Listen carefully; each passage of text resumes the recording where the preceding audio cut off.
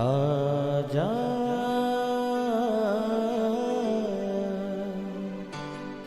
प्रभु यीशु के दर आजा, जीवन मिलेगा तुझे। आजा आजा प्रभु यीशु के दर आजा, जीवन मिलेगा तुझे। आजा आजा आजा आजा।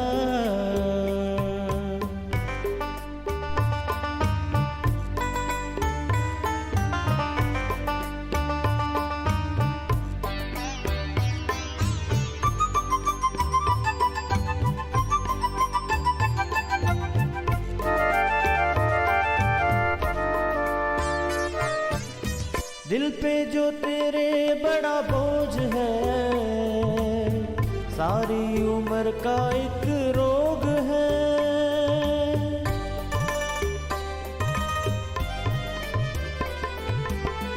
दिल पे जो तेरे बड़ा बोझ है, सारी उम्र का एक रोग है। क्यों नहीं आता यीशु पास तू, ताकि न रहे फिर उदास तू। क्यों नहीं आता यीशु पास तू, ताकि न रहे फिर उदास तू। आजा प्रभु यीशु के दर आजा, जीवन मिलेगा तुझे। आजा आजा आजा आजा। Praise the Lord everyone. मैं pastor Kulbhushan Johar, Asian church of Christ Vancouver BC से प्रोग्राम नई ज़िंदगी की ओर में आप सबका बहुत बहुत स्वागत करता हूं। मैं उम्मीद करता हूं आप सब लोग अच्छे होंगे, तंदुरुस्त होंगे और परमेश्वर के कलाम में बढ़ रहे होंगे। तो आइए हर बार की तरह परमेश्वर के कलाम में से सीखने से पहले, वचन को पढ़ने से पहले आइए हम अपने सरों को झुकाएंगे, अपनी आंखों को बंद करेंगे। आइए हम दुआ में जाएंगे। सर्वशक्तिमान परमेश्वर यीशु मसीह नासरी, हम आपका धन्यवाद करते हैं। आप अच्छे सच्चे जीवित परमेश्वर हैं, प्रार्थनाओं को सुनते हैं। खुदावंद आपने एक बार फिर से हमें यह मौका दिया, हम आपकी हजूरी में बैठ सकें, प्रार्थना में बैठ सकें, खुदावंद आपके कलाम को सुन सकें।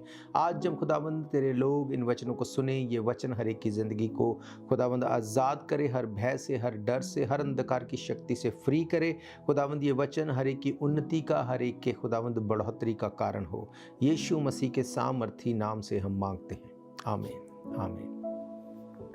हालेलुया। मैं स्वागत करता हूं आप सबका प्रभु यीशु मसीह की हजूरी में। आज हम देखेंगे एक ऐसी की को, एक ऐसी चाबी को जिसके द्वारा हम अपनी लाइफ में हर कॉर्नर में ब्लेस हो सकते हैं। कैसे हम उन परिस्थितियों में से निकल सकते हैं जो परमेश्वर नहीं चाहते हमारी लाइफ पे आए, पर अगर हम इस चीज़ को फॉलो नहीं करते तो हम खुद ब खुद उसमें फंसते हैं। मैं आज आपके साथ परमेश्वर के कलाम में से एक बड़े भेद की बात को शेयर करने वाला हूँ। आइए हम परमेश्वर के कलाम में से एक हिस्से को पढ़ेंगे जो हमें मिलता है रूत की किताब, उसका पहला अध्याय, उसकी कुछ आयतों को मैं आपके लिए पढ़ूंगा। यहाँ पे इस तरह से लिखा है, जिन दिनों में न्यायी लोग न्याय करते थे उन दिनों में देश में अकाल पड़ा। तब यहूदा के बैतलहम का एक पुरुष अपनी स्त्री और दोनों पुत्रों को संग लेकर मोआब के देश में परदेसी होकर रहने के लिए चला। उस पुरुष का नाम एलीमेलेक और उसकी पत्नी का नाम नयोमी और उसके 2 बेटों का नाम महलोन और किल्योन थे। ये एप्राती थे, अर्थात यहूदा के बैतलहम के रहने वाले थे। वे मोआब के देश में आकर वहाँ रहे और नयोमी का पति एलीमेलेक मर गया और नयोमी और उसके दोनों पुत्र रह गए और उन्होंने एक मोआबिन स्त्री से विवाह कर लिया। एक का नाम ओप्रा और दूसरी का नाम रूत था। फिर वे वहाँ कोई 10 वर्ष तक रहे। जब महलोन और किल्योन दोनों मर गए तब नयोमी अपने दोनों पुत्रों और पति से रहित हो गई। हालेलुया। मेरे प्रियो, यहाँ पर हम देखते हैं कि यहूदा के बैतलहम से एक व्यक्ति यहूदा के बैतलहम से मोआब को आया। अपनी फैमिली को लेके वहाँ पे शिफ्ट हो गया। बाइबल बताती है कि यहाँ पर जो एलीमेलेक के बारे में बताया गया, ये बहुत ही रिच, बहुत ही धनी व्यक्ति था। अब ये यहूदा के बैतलहम से मोआब को क्यों शिफ्ट हुआ? क्योंकि बाइबल बताती है कि उस टाइम पे यहूदा में बैतलहम में अकाल पड़ा था। अब ये व्यक्ति इसलिए वहाँ से भाग के मोआब को नहीं गया कि इसको वहाँ पे खाने के लिए, रहने के लिए इसको स्ट्रगल करनी पड़ रही थी। बाइबल बताती है कि ये इतना धनी व्यक्ति था, इतना रिच व्यक्ति था अपने पूरे रिलेटिव्स में, अपने पूरे इलाके में। अब इसको ये लगता था कि क्योंकि अब अकाल पड़ गया है, अब ये सब लोग मेरे पास आएंगे हेल्प मांगने के लिए। अब ये सब लोग मेरे पास आएंगे कि हमें फाइनेंशियली हेल्प करो या हमें अलग अलग तरह से आपसे हेल्प चाहिए। क्यों? क्योंकि ये बहुत ही रिच व्यक्ति था। अब इसको लगा कि अब अगर मैं लोगों की हेल्प करूंगा तो ये लोगों से मुझे वापस मिलेगा या नहीं मिलेगा, मैं श्योर नहीं हूं। क्यों? क्योंकि वहां पे ऑलरेडी अकाल था। अब इस व्यक्ति ने बैतलहम से मोआब को शिफ्ट होने के लिए अपने आप को, अपनी फैमिली को प्रिपेयर किया। जब इस व्यक्ति ने ऐसा किया तो हम इस बात को समझते हैं कि ये व्यक्ति दूसरों की हेल्प नहीं करना चाहता था। इसको लगता था मैं किसी तरह से अपने पैसे को, अपनी चीज़ों को सेव कर लूं।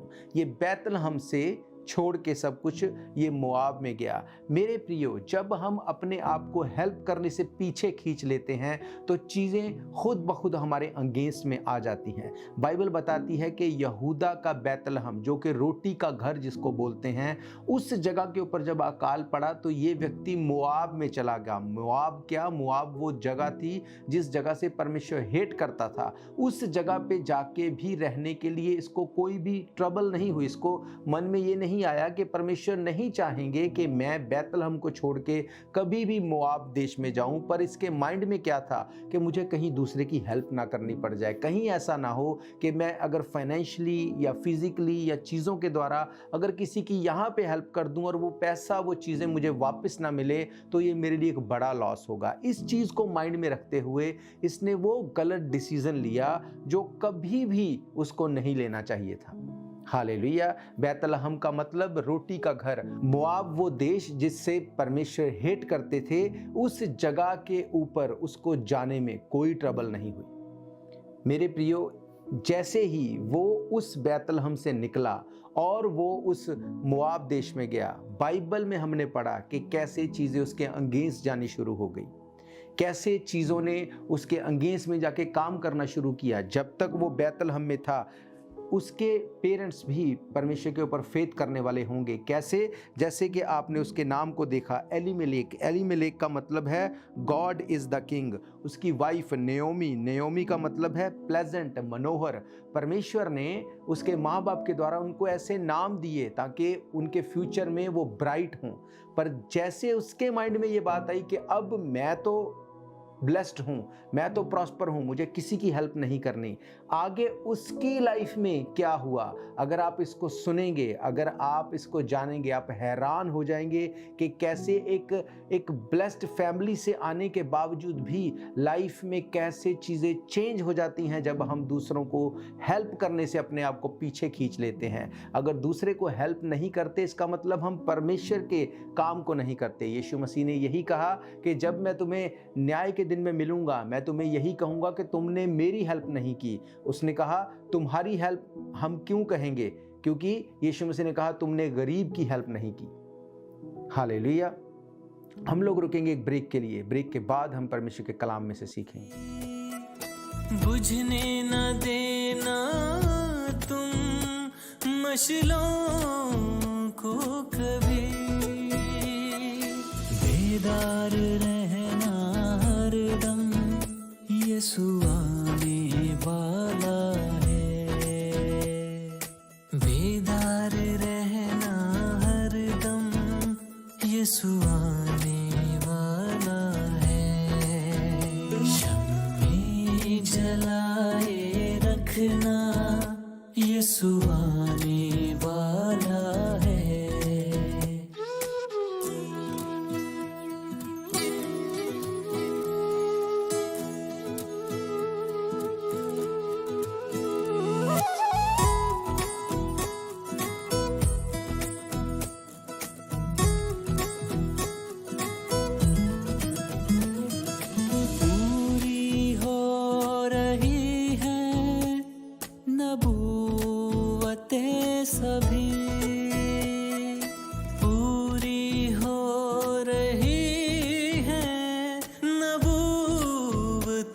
सभी, दरवाजा दिल का खोलो, यीशु आने वाला है।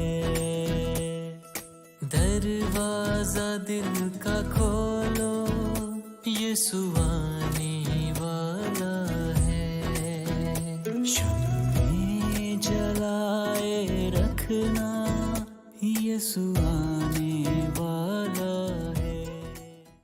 स्वागत है आप सबका एक बार फिर से प्रभु यीशु मसीह की हजूरी में। हम देख रहे हैं कि कैसे एक व्यक्ति जो परमेश्वर के नाम से हेल्प करने वाला है, जो दूसरों के लिए खड़ा होने वाला है, कैसे परमेश्वर उसके लिए खड़े हो जाते हैं। पर जब हम अपने आप को हाइड करते हैं किसी की हेल्प करने से, तो चीज़ें कैसे अंगेंस्ट में चली जाती हैं। मैंने आपको बताया कि कैसे उसके पेरेंट्स बिलीवर होंगे, हेल्प करने वाले होंगे, इसीलिए उन्होंने उनका नाम भी उसी तरह से रखा। परमेश्वर ने उनको वैसी बुद्धि, वैसा विजडम दिया कि उसका नाम एलीमेलेक, यानी कि उसका नाम गॉड इज़ द किंग, उसका नाम रखा गया। उसकी वाइफ का नाम प्लेजेंट, उसकी वाइफ का नाम मनोहर रखा गया। पर जैसे हम इसकी मानसिकता को देखते हैं, इसके माइंड में क्या था, हेल्प मैं उसी की करूंगा जिससे मुझे वापस मिल जाए। अब यहाँ पे अकाल पड़ गया, पता नहीं ये अकाल खत्म होगा या नहीं होगा, पता नहीं जिसकी हेल्प करूंगा वापस मिलेगा या नहीं मिलेगा। ये उस जगह को छोड़ के वहाँ पे चला गया जहाँ पे परमेश्वर ने जाने के लिए मना किया था। मेरे प्रियो, इसकी मानसिकता को अगर हम देखते हैं तो हमें पता चलता है कि ये मनी माइंडेड था। ये व्यक्ति अपने फायदे के काम को देखने वाला था। जब इसके दोनों बेटों के नाम हम देखते हैं, आप हैरान होंगे कि क्या इसने बेटों के नाम रखे। इसके बेटों के नाम हम देखते हैं महलोन और किलियोन। महलोन का मतलब है सिक, बीमार, और किलियोन का मतलब है फिनिश, खत्म। हालेलुया। मेरे प्रियो, कौन सा ऐसा बाप होगा, कौन से ऐसे पेरेंट्स होंगे अपने बच्चों के नाम जो ऐसे रखेंगे। क्यों इसने ऐसे नाम रख दिए? क्योंकि उसकी बुद्धि, उसका दिमाग काम नहीं करता था। क्यों? क्योंकि वो परमेश्वर के लोगों की हेल्प करने के लिए अपने आप को हाइड कर रहा था। हालेलुया। जब उसने बैतलहम को छोड़ा, जब वो मोआब में चला गया, परमेश्वर ने उसको सिग्नल्स दिए, साइन दिए। बाइबल बताती है खुद एलीमेलेक की डेथ हो गई। उसके बाद अब चाहिए तो ये था कि ये लोग इस मोआब को छोड़ के फिर से बैतलहम को वापस चले जाएं, पर उन्होंने ऐसा नहीं किया। बल्कि इसके उलट दोनों बेटों की शादी उसी जगह पे मोआब में ही दो वहीं की लड़कियों के साथ कर दी, दो मोआबिन लड़कियों के साथ कर दी। अब जैसे ही उनकी शादी वहाँ की लड़कियों के साथ हुई जहाँ के लिए परमेश्वर ने मना किया था, बाइबल बताती है 10 साल की मैरिड लाइफ के बाद इन दोनों बेटों की डेथ हो गई। जब पिता भी मर गया, दोनों बच्चे मर गए, अब नयोमी को, वाइफ को ये बात समझ आई कि हमने गलती की। उसने इस बात को डिसाइड किया कि हम लोग वापस जाएंगे। अब जब वो वापस जा रही है, अब वो किसी की हेल्प कर दे ऐसे हालात में नहीं है। पर जैसे ही उसने ये डिसीजन लिया कि मुझे वापस जाना है, बाइबल बताती है उसने कहा कि मैं यहाँ पे नहीं रहूँगी, मैं बैतलहम में वापस जाऊँगी। अब दोनों, उसकी जो डॉटर इन लॉज, दोनों चाहती थी कि उसके साथ वापस जाए, पर उसने कहा कि ऐसा मत करो क्योंकि मेरे पास अब कोई बेटा नहीं जिससे मैं तुम्हारी शादी करवा दूं। तो ओरपा ने कहा कि ठीक है, वो वापस चली जाएगी। लेकिन रूत के बारे में बाइबल बताती है, रूत ने कहा कि नहीं, मैं आपके साथ ही जाऊंगी। रूत ने कहा कि तेरे लोग मेरे लोग होंगे, तेरा घर मेरा घर होगा। उसने कहा तेरा देश मेरा देश होगा, तेरा परमेश्वर मेरा परमेश्वर होगा। जो तू करेगी मैं वो करूंगी, जहां तू जाएगी वहां मैं जाऊंगी, जहां तू रहेगी वहां मैं रहूंगी। क्यों ऐसा कहा रूत ने? रूत ने कहा कि अगर मैं तुझे अब छोड़ दूं तो ये सही नहीं। क्यों? क्योंकि तू बुजुर्ग है, तू बूढ़ी हो चुकी है, अब तुझे मेरी जरूरत है। रूत इस बात को जानती थी। रूत को नहीं पता था कि फ्यूचर क्या है, रूत नहीं जानती थी कि आने वाली लाइफ में क्या होगा, पर रूत ये जानती थी कि इस वक्त मेरा कॉन्शियस ये बताता है कि मुझे तेरी हेल्प करनी है। उसको ये बात पता थी कि मेरा हस्बैंड नहीं है, उसको ये बात पता थी कि मेरी सास का पति भी नहीं है, पर वो ये बात को जानती थी कि ये वो समय है कि मुझे इसकी हेल्प करनी है। मेरे प्रियो, एलीमेलेक उस जगह से, बैतलहम से उस वक्त भागा जब वो हेल्प कर सकता था, पर उसने चुना कि मैं हेल्प नहीं करूँगा। और बाइबल बताती है कि उसका सब कुछ खत्म हो गया, उसके बच्चे मर गए, वो खुद मर गया, उसकी लाइफ टोटल चेंज हो गई, सब कुछ खत्म हो गया। बाइबल बताती है कि नयोमी उसकी लाइफ में इससे बुरा कुछ नहीं हो सकता था। क्यों? इसकी वजह यह थी कि उसने उस वक्त पे हेल्प करने से अपने आप को हाइड कर लिया। वो ब्लेस्ड व्यक्ति था, पर परमेश्वर ने उसकी बुद्धि को बंद कर दिया। उसने अपने बेटों का नाम क्या रखा? एक का नाम बीमारी, बीमार, दूसरे का नाम फिनिश एंड। क्यों? क्योंकि बुद्धि परमेश्वर ने बंद कर दी थी। वो हाइड करता था अपने आप को दूसरों की हेल्प करने के लिए। बाइबल बताती वो कर सकता था पर उसने नहीं किया। इतने बड़े रिच फैमिली से आते हुए भी उसकी लाइफ बिल्कुल ट्रबल में थी, बिल्कुल खत्म हो गया सब कुछ। पर जब सब कुछ खत्म हो गया तो वो रूथ जिसको ये नजर ही नहीं आता था कि आगे मेरी लाइफ में क्या होगा, उसने एक डिसीजन लिया कि मैं हेल्प करूंगी अपनी सास की। चाहे आगे मुझे कुछ भी नजर नहीं आता, मुझे पता है कि आगे कुछ नहीं होगा, पर उसने कहा तेरे लोग मेरे लोग होंगे, तेरा परमेश्वर मेरा परमेश्वर होगा। क्या देखा उसने वहां पे? क्या ब्लेसिंग्स उसने देख ली नयोमी की लाइफ में? उसने तो कोई ब्लेसिंग नहीं देखी कि वो उसके पीछे जाए उसकी हेल्प करने के लिए, पर उसने एक डिसीजन लिया। मेरे प्रिय, क्यों मैं ये बात आपको बताना चाहता हूं, ये जरूरी नहीं कि आप बिलीवर हो या ना हो। अगर आप हार्ट इस तरह का रखते हैं कि मुझे हेल्प करनी है, परमेश्वर आपको चुन लेगा, परमेश्वर आपको बचा लेगा, परमेश्वर आपको निकाल लेगा। रूथ ने कोई ब्लेसिंग उसकी लाइफ में नहीं देखी। रूथ ने अपनी सास की लाइफ में सिर्फ स्ट्रगल देखी, पर फिर भी उसने ये डिसीजन क्यों लिया कि मैं हेल्प करूंगी? उसको ये पता था कि ये वो समय है कि जब मेरी सास की वो एज नहीं है कि वो अकेली रह सके। उसने ये डिसीजन लिया कि मैं इसकी हेल्प करूंगी, इसके साथ चलूंगी, मैं इसको मदद करूंगी।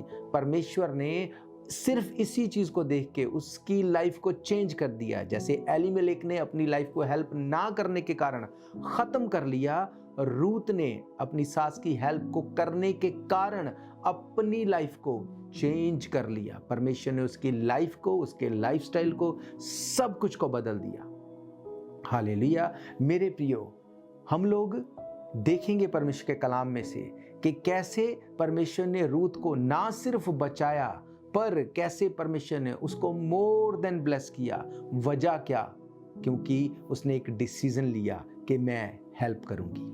हालेलुया। हम लोग रुकेंगे एक ब्रेक के लिए, ब्रेक के बाद हम परमेश्वर के कलाम में से देखेंगे।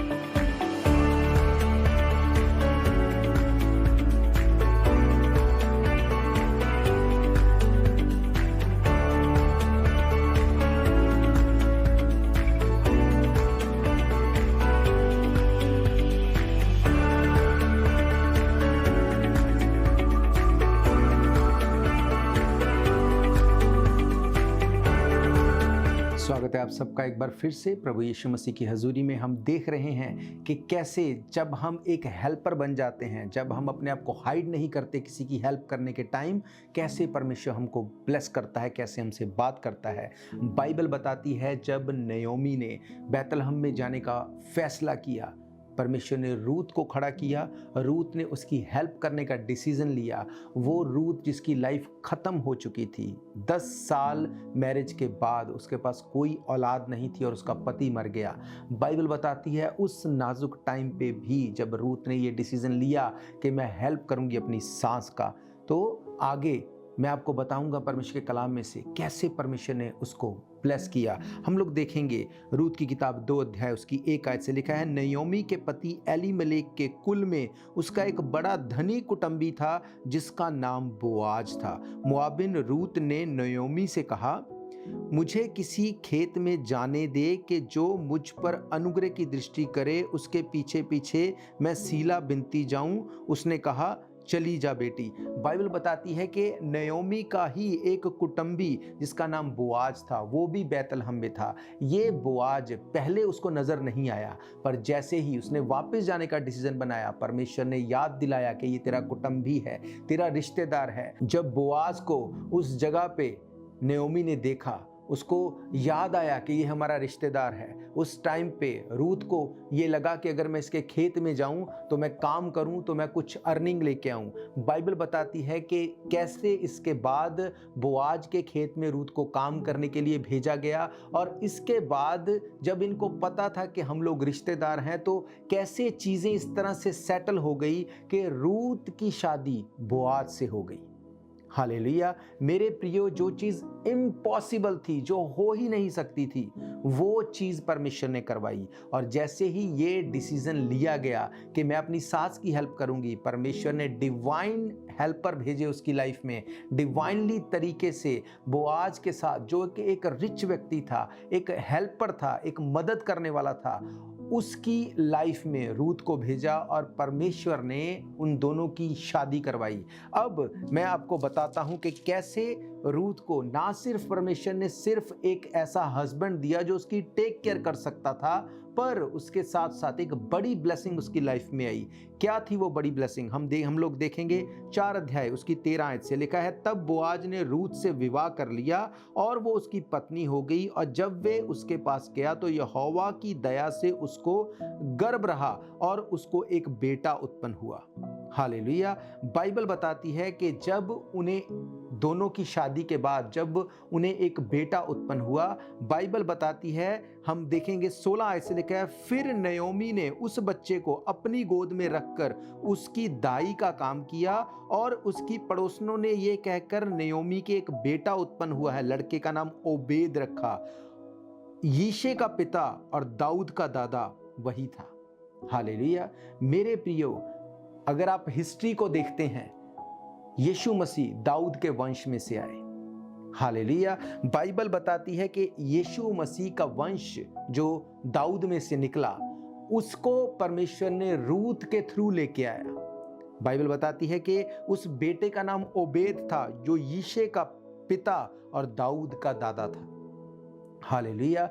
मेरे प्रियो, सिर्फ इस वजह से कि रूत ने एक डिसीजन लिया कि मैं अपनी सास की हेल्प करूंगी, परमेश्वर ने उसकी लाइफ को चेंज कर दिया। उसके वंश में से यीशु मसीह को लेके आया। यीशु मसीह वो जो हमारा उद्धार करता है, यीशु मसीह वो जिसने सब कुछ को बनाया और सब चीज़ों को उसने अपने लिए अपनी सृष्टि करके कहा। बाइबल कहती है कि यीशु मसीह ही है जो हमारे पापों से हमें उद्धार दे सकता है, हमें छुड़ा सकता है। और उस यीशु मसीह के वंश को लेके आने के लिए बाइबल कहती है कि उस रूत को परमेश्वर ने यूज़ किया। उस रूत को जो मोआब से आती थी, मोआबिन थी, जिस देश से परमेश्वर हेट करता था। जब आप एक हेल्पर बन जाते हैं, जब आप परमेश्वर की आज्ञाओं के पीछे चलने वाले बन जाते हैं, परमेश्वर आपको यूज़ करेंगे, मोर देन ब्लेस करेंगे। ऐसी ब्लेसिंग्स आपकी लाइफ में आ जाएंगी जिनके बारे में आपने कभी सोचा नहीं होगा। रूत ने कभी नहीं सोचा था कि जब मैं अपनी सास के साथ बैतलहम में जाऊंगी तो इतनी बड़ी शख्सियत के साथ, इतने बड़े इंसान के साथ मेरी मैरिज होगी। और उससे बढ़कर जब ओबेद पैदा हुआ, उसने कभी नहीं सोचा होगा कि यीशु मसीह इसी वंश में से निकलेगा। हालेलुया। आपकी ट्रबल, आपकी प्रॉब्लम जो आपको लगता है कि ये पता नहीं ख़त्म होगी या नहीं होगी, इसको अगर ख़त्म करने के लिए आपको कुछ करना है तो वो ये कि आपको हेल्पर बनना है, आपको हेल्प करनी है। ऐसी परिस्थिति में भी जहाँ पे आपको लगता ही नहीं कि आपको इससे कभी कुछ वापस मिलेगा, अगर आप ऐसे माइंड से हेल्पर बन जाएंगे, हेल्प करेंगे लोगों की, परमेश्वर आपको वो ब्लेसिंग दे देगा जिसके लिए आप चाह के भी आप सोच भी नहीं सकते, आपके माइंड में नहीं आएगी बात। बाइबल इसीलिए कहती है, यीशु मसीह ने कहा, जो बातें तुम्हारे दिल में नहीं आई, तुम्हारे चित्त में नहीं उतरी, वो चीजें मैंने तुम्हारे लिए रखी हैं। हालेलुया। एक व्यक्ति एलीमेलेक जिसके पास पावर थी, अथॉरिटी थी, पैसा था, जो हेल्प कर सकता था, पर उसने की नहीं। बाइबल बताती परमेश्वर ने उसकी बुद्धि को बंद कर दिया। वो उस जगह को, बैतलहम को छोड़ के मोआब में चला गया। उसने गलती पे गलती की और खत्म हो गया सब कुछ। और रूत जिसको कुछ पता नहीं था, पर उसने एक डिसीजन लिया कि मैं हेल्प करूंगी अपनी सास की, और उसकी वही हेल्प ने उसकी लाइफ को, उसके वंश को चेंज कर दिया। हालेलुया। मेरा ये विश्वास है ये वचन आपकी ज़िंदगी में काम करेंगे। आज से आप हेल्पर बनेंगे, दूसरों के लिए आप हेल्प करेंगे, प्रॉब्लम सॉल्वर बनेंगे, ताकि परमेश्वर आपकी लाइफ की बड़ी प्रॉब्लम को ख़त्म कर दे। हालेलुया। हम लोग अपने सरों को झुकाएंगे, अपनी आंखों को बंद करेंगे। आइए मैं आप सबके लिए दुआ करूंगा। सर्वशक्तिमान परमेश्वर यीशु मसीह नासरी, मैं आपका धन्यवाद करता हूं। आप अच्छे सच्चे जीवित दया करने वाले परमेश्वर हैं। खुदावंद, इस वक्त मैं प्रार्थना करता हूं अपने देखने वाले हर एक भाई बहन, बच्चे बुजुर्ग के लिए। खुदावंद, इनकी लाइफ को आज से आप चेंज कर दें, इनके लाइफस्टाइल को चेंज कर दें। खुदावंद, ये एक दूसरे की हेल्प करने के लिए खड़े हों, ताकि खुदावंद जो इन्होंने नहीं सोचा इनकी लाइफ में डिवाइन तरीके से वो आए, और ये खुदावंद बहुत ताज से ब्लेस हों और ब्लेसिंग का चैनल बने। जितने लोग मुझे देख रहे हैं, हर एक की लाइफ में आज के वचन 100 गुना फलों को लेके आए। यीशु मसीह के सामर्थी नाम से हम मांगते हैं, आमीन, आमीन। हालेलुया। मेरा ये विश्वास है ये वचन आपकी ज़िंदगी में काम करेंगे। अगर आप फिर से इन वचनों को सुनना चाहते हैं, आप हमारे YouTube चैनल के ऊपर जाके डेट वाइज इन प्रोग्राम्स को सर्च कर सकते हैं। इसके अलावा मैं आपको बताना चाहता हूँ, टीवी के माध्यम से, रेडियो के माध्यम से, YouTube के माध्यम से, हर एक सोशल मीडिया के माध्यम से भी आप हमारे साथ जुड़ सकते हैं, इन प्रोग्राम्स को सुन सकते हैं। अगर आपकी कोई भी प्रेयर रिक्वेस्ट है, अगर आपका कोई भी क्वेश्चन है, कोई भी डाउट है, तब भी आप हमें कॉल करें। नंबर आपकी स्क्रीन के ऊपर दिए गए हैं। अगर आप इन पर्सन चर्च में आके मीटिंग्स को अटेंड करना चाहते हैं, तब भी आप परमेश्वर के भवन में आ सकते हैं। एड्रेस आपकी स्क्रीन के ऊपर दिया गया है। हर इतवार दोपहर 1 बजे हम परमेश्वर के भवन में मिलते हैं। तो हम फिर मिलेंगे परमेश्वर की हजूरी में। God bless you all. शायद ये मौका होगा आखिरी, तुझको बुला रहा है नासरी। धोखा ही धोखा संसार है, प्रभु यीशु का सच्चा प्यार है।